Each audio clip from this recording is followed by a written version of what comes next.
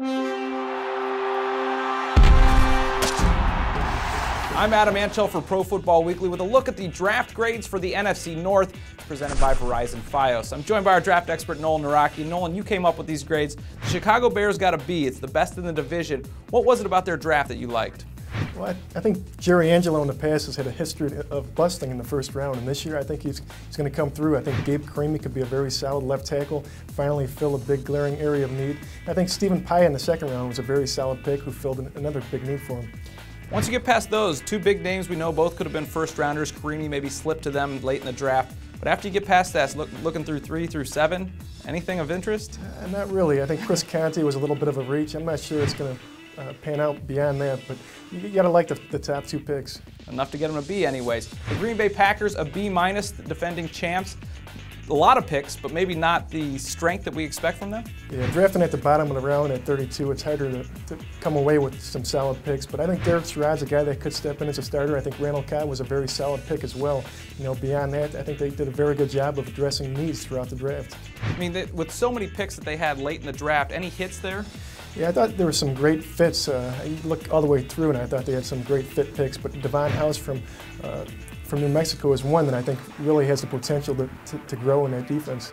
We know they were so good last year, and even with the injuries, they had so much depth, just adding to it can't hurt. The Minnesota Vikings, one of the more controversial teams in this year's draft. We know they took Christian Ponder 12th overall. You gave them a C. Give us the whole depth of their draft. I think there were a ton of questions about Ponder, just how early they drafted him. He's a guy that could be a solid West Coast quarterback, but you know, it's a lot of risk at that pick. You know, moving down beyond there, I thought Kyle Rudolph was a good value in the second round, and he's definitely a guy that you need to support Ponder. And there were some other players. I thought Christian Ballard brought good value in the 4th round, and you know, Brandon Fusco could be a solid offensive lineman down the road. I know one of the guys that we had talked about leading up to this draft was Ross Homan from Ohio State. They took him in the 6th round. You like that pick? Yeah, I think he could be a solid roster player at the bottom, be an excellent special teams player, and really contribute. The Detroit Lions, another very controversial team. You didn't like their draft. You gave them a C. Tell us why.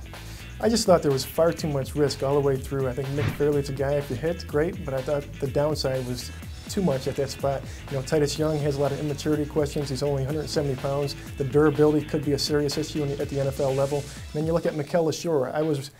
At the running back position, I think you got to have competitiveness, and I think you got to have instincts. And I think those 2 qualities are really lacking in his game. So to me, there were a lot of questions with those top 3 picks. There is a lot of talent as well with those picks. Could you see this if these guys pan out? Could you see this being a success for the Lions? Oh, it could be an A if it hits right and they're able to get it out of them, but it also could be a D. So I think there's just too much risk throughout to make me feel comfortable giving them a good grade. That ultimate boom or bust type of draft. That is a look at the grades for the NFC North. For the best draft analysis, be sure to follow us on Twitter or go to ProFootballWeekly.com.